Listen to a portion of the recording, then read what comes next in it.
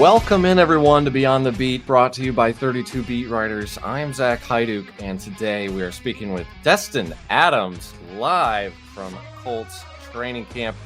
Destin is a draft analyst and beat writer covering the Colts for AtoZ Sports. If you're looking for him on Twitter or X, you can find him at the Destin Adams. Destin, welcome to the show. Thanks for having me, man. Super pumped. Yeah, hopefully maybe the music got you going. You are our first live, individual at the actual Colts facility there. I don't know if you want to show everybody around a little bit or anything like that. I was saying, I don't know if you guys can see it, but the practice field is just back there over those bleachers. You might be able to see the Colts logos across there. But yeah, we're pretty close. The media room is just a few steps away, basically. There you go. Yeah. I was when you said, "Hey, I'll be at the facility." Is that okay? I was like, "Yes, that's a bonus." So, I'm excited to see you there and to hear a little bit about what you've been, witnessing there. And in fact, if you don't mind, we'll just kind of jump right into it. What did you see today? Yeah, I mean, I think today was by far the best day the Colts offense has had since they've been out here at Grand Park in Westfield, Indiana. I think a lot of training camps, the defense starts out a little hotter than offenses. It takes offenses a little bit of time to get into rhythm.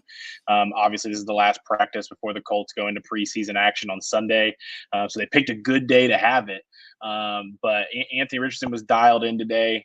Just looking at some of the numbers here, he went 14 for 17 in 11 on 11 work today with 3 passing touchdowns and 1 rushing touchdown. It was by far his most effective day. He was dialed in throughout for sure.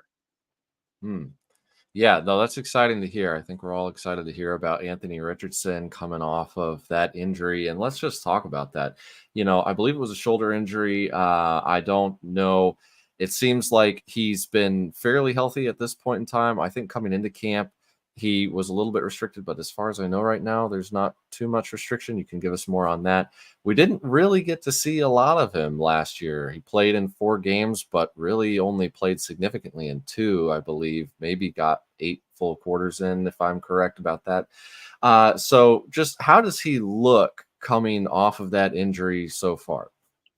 Yeah, I mean, I think the Colts were pleasantly surprised. They haven't had to limit him at all throughout. I mean, there was one practice that was kind of a scheduled rest day anyway to end that mandatory mini camp ahead of training camp where they gave him a day off. And he said there was some expected shoulder soreness. But that is literally the only day that he's been held out or been restricted at all.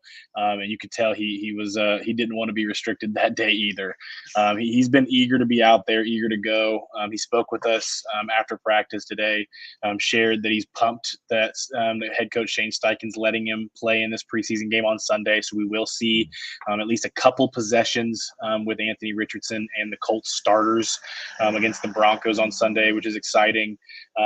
But he's said multiple times he's not worried about contact happening. I think they know and he knows that the hit he took last year wasn't necessarily one where it was preventable. A large man fell on his shoulder on the sideline, and that will cause things for a lot of people. I think they know that he needs to be careful, but they're also not going to take away one of his strengths, which has been his legs, and we saw it again today with the rushing touchdown in the red zone. Okay. Yeah. With that time that he missed, how important is it that he gets playing time in the upcoming preseason games?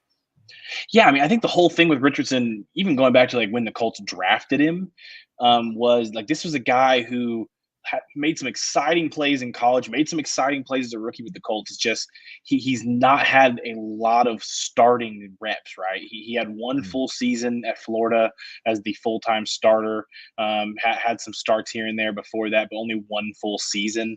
Comes into last year, completes 2 full games, gets knocked out before halftime in both the others. So those are things that like you have to understand and expect, which is why I think getting him reps in this first preseason game While that might not be something you typically see from the Colts and how they operate in that first game, because they have joint practices pretty much the rest of the way through with both the Cardinals and the Bengals. I think it makes a lot of sense that you let him go out there, you let him throw it, you let him run a little bit, and just get the rust that might come with playing another opponent out of the way now. Because it's really not guaranteed that we see him in either of these next two preseason games because of those joint practices. Okay. Yeah. So you're saying that joint practices are going to be a thing to watch for sure then. What would you say is his outlook and what's he going to have to show to be this team's long term answer at the position? Yeah, I think we saw flashes of both his ability as a passer and as a runner last year, and obviously his ability as a runner. It felt pretty automatic that like this, if this guy's healthy on the field, he's going to be one of the best rushing quarterbacks in the NFL. Like he has that ability right away. And I think we saw glimpses as a passer. We saw some crazy throws against the Rams, for example, as they come back and force overtime in a game they're down 3 scores. And he did a lot of that with his arm. And I think what we need to see for this to be the long-term solution in Indianapolis, something they've been looking for a while since the Andrew Luck days. Sorry if you're a Colts fan listening and you heard the name. You got to put a disclaimer in there now for those guys. But Trigger I think warning. I think being able to show that he has the ability to consistently be a dual threat quarterback is what they need to see from him this year. And I think everyone around here, team wise, is very excited and has a lot of confidence in who Anthony Richardson is as a person and as a player. They fully believe they have their guy. So now it's just him showing and that belief is warranted. Okay. Yeah, I think for me, it's just kind of about like, all right, what does he have to do to not become the next Justin Fields? Because like you mentioned, his rushing upside is tremendous, and we can't just assume that because he has that, everything else is going to follow. So as you mentioned, the dual threatness, we need to see both of that. So how are they? Obviously, he's going to do everything he can to make that happen, but how are they going to help him do that? Yeah, I mean, I think one of the benefits for Richardson is he ends up in a place with a guy like Shane Steichen, who even in just one short season and having to do it with majority with a backup quarterback in Gardner Minshew, who I think it's not talked about enough how different of style to quarterbacks Minshew and Richardson were last year. So the offense had to change almost entirely, right? Like it feels like you had to throw away half the playbook because we saw so many designed runs, we saw so many RPO systems to where Richardson's ability as a runner kept the defense honest. To where when you go to Minshew, that aspect is minimized a little bit, right? And a little bit might be saying it lightly.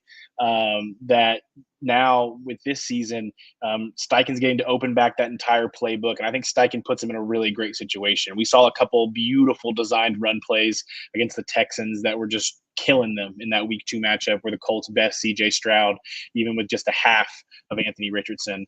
We've seen how creative Steichen is willing to get to put these guys in the best situation. So I think Steichen knows the skill set he has in his quarterback, and I think he is one of many offensive coordinator focused head coaches that understand that yes, I'm building an offense in my offense that got me to be a head coach, but he also knows I need to build my offense around my signal caller and my quarterback because that is how this pairing and this marriage, in an extent, is going to be successful in Indianapolis. Yeah. Okay. So you mentioned Steichen and the creativity and like RPOs and things of that nature. Does this involve like options at all or anything to that nature? I just popped in my head, so I figured I'd ask. Yeah, I mean, like the RPO system, it's all about that. Like, is that quick opening there, right? And we saw it last year with Richardson in those few games where if the blitz comes, you get that quick first read and you don't take the rush play, you can hit the receiver for a bigger play, right? So the RPO system is built to where you can make those quick reads, and if it's not there, you have a guy in Jonathan Taylor that can go and get you yards as well. But yeah, I think that their RPO system that's in effect, like they want the ball to come out of Richardson's hand, right? Like I think they want to throw the ball more than probably they have in the era. They want Richardson to be able to throw the ball and then use Jonathan Taylor to ice games out. It's just about what the defense gives you. So when you're playing in these heavy RPO systems, it's going to be all about making sure you can read the defense and be intelligent with how you use it. Because sometimes the smarter play is to just let the handoff go and not take the potential bigger play, which I think is a lot of things young players have to learn. All right, when we talk about, excuse me, when we talk about quarterback designed runs, is there any style specifically with Richardson that you foresee kind of being the thing that they go to by any chance? I think he's the style of runner to where it opens up so much possibilities, right? I think we can see it in fake play action setups, to where we can fake a pass that ends up being a designed run. Obviously, he has the ability to roll out on designed passing and make a difference there as a runner. I think he really does offer you a lot of potential to be able to put a playbook up and rush quite a bit. All right, sounds good. Yeah, when you mentioned Jonathan Taylor, excuse me, sorry everybody on the live there, got the frog in my throat. With you know, um, Jonathan Taylor is obviously the guy there. They brought in Trey Sermon, who's now listed as the backup, which was a little bit surprising to me in some respects. He came in on a low money 1 year deal, but Jonathan Taylor's got to watch. How's he look so far, and how do you expect the talent of Jonathan Taylor fits in with that running potential of Anthony Richardson? How's that going to work scheme wise? Where's that gonna, how is he going to show up on the goal line? How does that work? Yeah, I think that's one of the things this offense is the most excited about. We barely got to see Richardson and Taylor together. I think in total, with Taylor back that game and Richardson getting hurt, they only really were on the field together like 3 total plays last year, which is kind of nuts to think about. And they really believe they have one of the more dynamic rushing duos in the NFL because of it. And because of the RPO, the heavy RPO system run, like defenses are going to always have to be honest about the ability for Richardson to keep the ball, for Taylor to be the runner, for it to turn into a pass play. I think it's going to be really hard for defenses to predict what's going to happen next. And that doesn't always naturally mean the offense is just going to always put up a crazy amount of yards and points.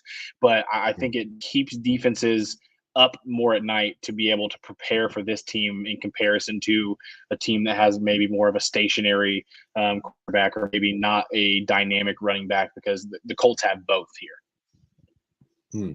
Yeah, indeed. And so with Trey Sermon, then he's slotted in as the backup. Is that something that you were kind of expecting? And what kind of does his role look like behind Jonathan Taylor?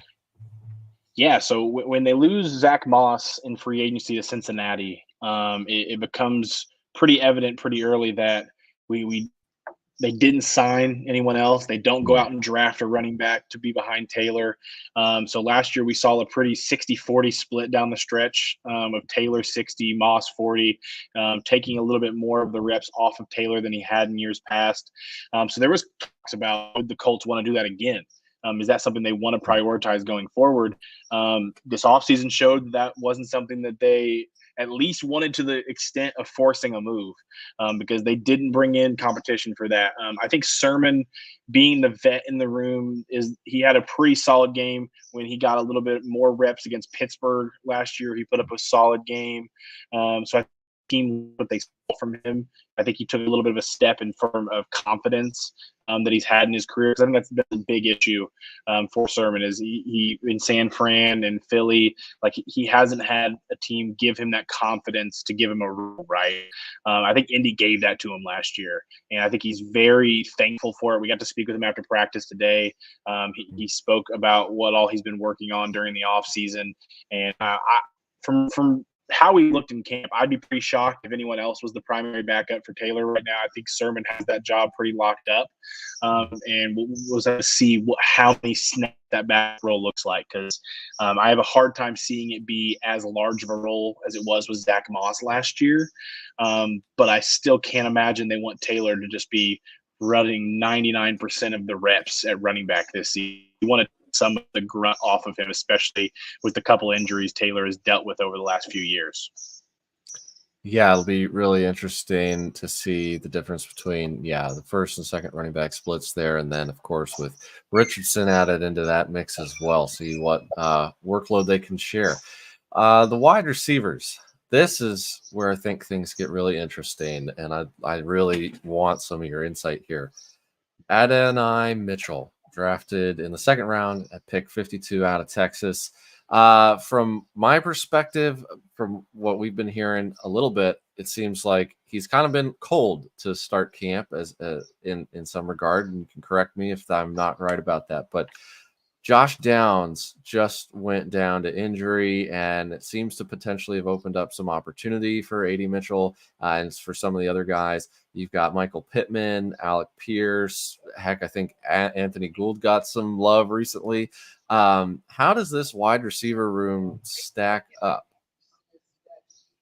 Yeah, I think they have been trying a lot of things. I think the only two staples that were locked in for a fact, starting role wise, were Pittman and Downs. I think both guys had their jobs pretty much on lock as we showed up at training camp in Westfield, Mhm. right?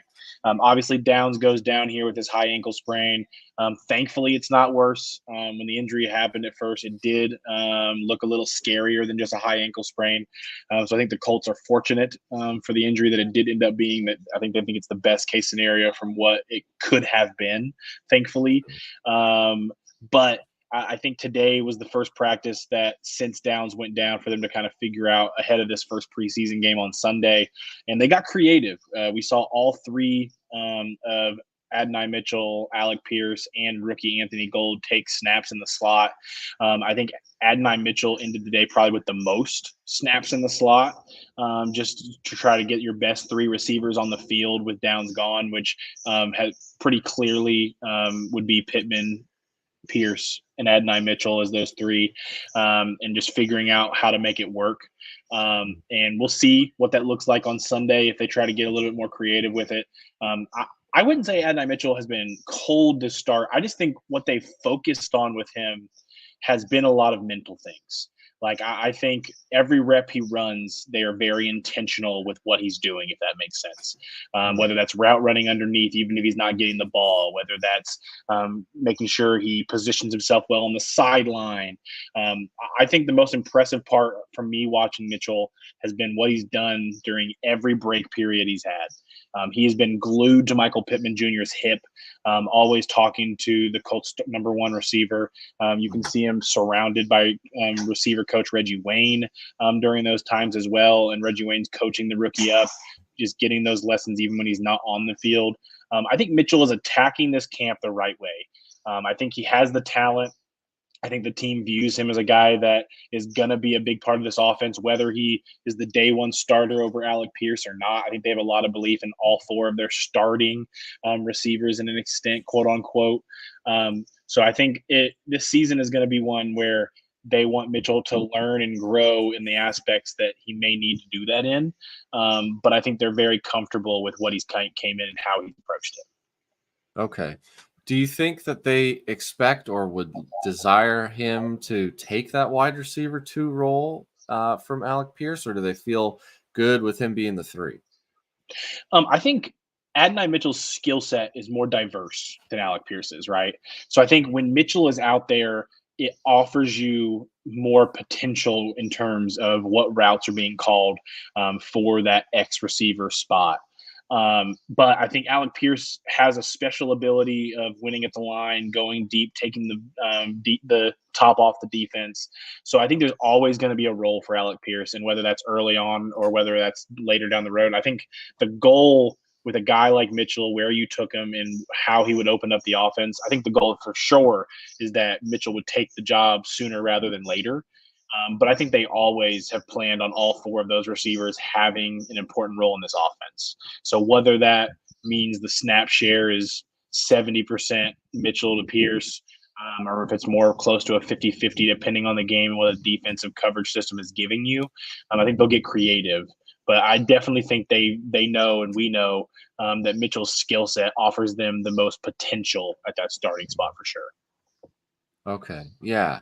Scheme wise, I mean, we've already talked about Taylor and of course Richardson, and the running potential there. So scheme wise, what do you expect to see from a passing game perspective? Are they going to be run first to pass, or like the play action as you mentioned?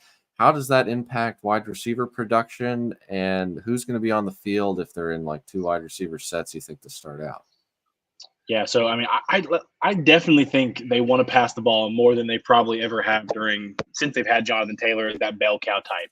I think they, for the longest time, with the quarterback carousel they had, they were a run first team, and I think that's how teams viewed them. They want Richardson to be the engine that makes this offense go. Like that. That is what they want him to be, and they want Taylor to be this additional piece that once they score, once they get up, you have a guy in Taylor's caliber that can ice games and just seal the deal, right? Like you almost want Jonathan Taylor to be that closer as a pitcher in baseball, and you want Anthony Richardson to be the starter that gets the game going.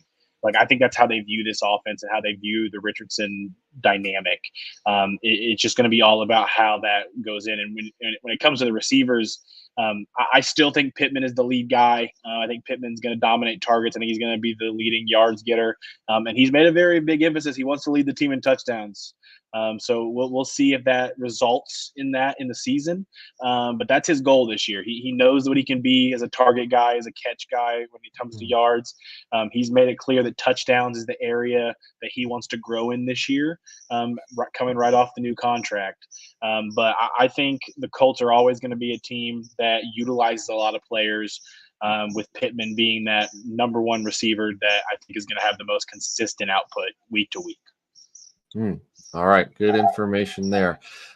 Earlier today, you said I guess you put out a little bit of a recap here, and everybody can check that out over on your Twitter as well. But at tight end, I think we have some interesting developments. You got Mo Alley Cox, Kylan Granson, Drew Ogletree, Jelani Woods. And today you said that you were worried about Jelani Woods. Why? Yeah, so I mean, I think the big thing with Jelani was his sophomore year obviously lost entirely. Got a hamstring injury just during veteran mini camp, and was never able to take the field again with the Colts after that. The injury lingered. They thought they got it under control. It resurfaced, and he just never was able to get on the field. So when you think about it, last year the Colts new offensive staff entirely new from his rookie year, new quarterback, like coming into this year, Jelani is almost a rookie again. Like new offensive system, new teammates, new this, new that. Like he's having to learn again without playing last year. And the Colts tight end room, there's going to be there's 6 guys fighting for 3 to 4 spots. Like how many tight ends are you going to keep? Maybe they keep 5, which is generous. And I think we consistently see tight ends in this Colts group get reps with the first team. And Jelani is steadily with the second team. I think he's just struggling to have that practice, that one moment that stands out from the rest. Whereas I think the rest have had those moments, have had those days. I think the Colts see how much potential he has, which makes me think maybe they wouldn't consider cutting him, even if he is the 6th best guy in camp right now, right? For example. But I do think it's something that has to be looked at and worried about, because when you're going to camp and you're going to cuts, this offensive staff was not the one that drafted him. Like this staff is not who was behind that. The GM is still here, obviously, but this head coach is going to pick his tight ends that he wants in his offense. And I think this preseason is going to be dire for Jelani. Like I really think he needs that game, that moment to stand out and make a difference, because I think that would mean the world for the rest of training camp. If he can just get that moment off his back, show what he can do on a big stage, and just take that through the rest of training camp, like I think that could be big. But we just have not seen it so far as we enter week 1 of preseason. Okay, so if it's not him, and if he continues to struggle, who is it then? As the starting tight end? Yeah. Who makes it, and who's kind of the guy who's the main contributor, if there is one? Yeah, I mean, so Kylan Granson has been the leading reception getter at tight end the last couple of years. I think the Colts are in a similar situation to 90% of teams in the NFL, if you don't have that surefire star tight end where you approach the tight end by committee approach, multiple guys will get snaps, multiple guys will be out there. You'll see guys get utilized, however, and I think if Jelani isn't able to reach that potential that they drafted him to be, I think that's going to be how the Colts have to approach it, because there's just so many different mouths that can be fed, so many different guys with different skill sets. They have the big body go get ball getters. They have Kylan Granson, who's a quick route winner that can get the ball underneath and kind of be that security blanket for Richardson. So I'm assuming that'd be the same approach they would take if they do not have that one surefire guy just take the position by the horns, which has not happened yet. All right. Well, they've got a preseason game coming up against the Broncos on Sunday. What do you think the most important thing to watch is for that game? I mean, always in preseason, this is the boring answer, and then I'll get to a more specific answer, is just health. Like, you want to stay healthy in these games. You want to get out where you can actually recap and just break down the film without having to lose your starting receiver to an injury. Like, you want to get out of those things, right? But after that, I think it's going to be all about these young players. I mean, Anthony Richardson's going to get a few possessions. What's he like after having to miss almost all of last season and learning from the sidelines? Leatu Latu, their first round pick on defense, is going to get starting reps off the edge pretty early. What is Adonai Mitchell, and what do they do without Josh Downs? Right. I think a lot of these young players are going to have the opportunity to show what they can do against an opponent that's not the Colts in preseason here. And again, this is really the only game where we're not going to have joint practices prior to the game, to where I think the Colts are going to utilize their starters more. So, like, this is going to be like those times to make your mark with the starters. Like, this might be the only time that Adonai Mitchell gets to catch passes from Anthony Richardson in preseason. So you want to make the most of those moments. So I think just watching young players and how they progress for this team are definitely what I'm looking forward to the most. Okay. All right. We'll keep a look on that then. I asked you at the beginning if you felt willing to do a soapbox for us, and I think we have enough time. So what I'll do, I'll cue up a little bit of music and see how that goes. I'm still testing this whole music thing out. Maybe I'll get a buzzer added to it eventually, but I'm going to give you 60 seconds to stand on your soapbox about whatever topic you want to. On your marks, Destin, go. Man, if we're going outside of football, I'm going to go into my other nerd realm of things that I'm just big into. If you're not a Big Brother fan on CBS reality TV competition shows, I need you to start jumping into it. This season of Big Brother is fun. It's exciting. Me and my wife watch it all 3 days a week that it's on. And if you have time on your hands, there's even live feeds to watch entirely, which you don't get in a lot of reality TV shows. So Big Brother fan here. Definitely recommend you guys checking it out, as well as Colts coverage for sure. Okay, so Destin tells you check out that Big Brother. Man, that's something that, like, I'm so not. That's like so far out of the realm of like what I watch, and sometimes we need to stretch ourselves. So yeah, I'll have to look into that. Although I will admit, a lot of times when my wife is watching some sort of reality show, honestly, like, I find myself kind of asking questions and sitting there and getting just as involved. So Hey, it's a curse. I get it. there you go. Yeah, certainly. So, well, Destin, thanks again for joining us, man. I really thank you for being here. Before we let you go, remind everybody where we can find you and what you do. Yeah, so you guys can follow me on Twitter and see all of my Colts takes, as well as any other take that I have that I decide to share at the Destin Adams. I promise I'm not full of myself. It's just at Destin Adams, and that person will not give me the handle for some reason. So had to go with at the Destin Adams. And you can find all of my written work at AtoZsports.com, where you can find all of my Colts and NFL draft coverage. All right. Yeah, everybody do make sure to check Destin out. He's been doing really great work. We have cited him a lot recently. Thanks to everyone for joining, and make sure to check out our website as well. You can see that at 32beatwriters.com. As always, we've got training camp news summaries, player analysis, player tracking tools, and more. Make sure you keep up there for all of the most recent and relevant information from the beat writers. For Destin Adams, I'm Zach Haidu, and we will see you later.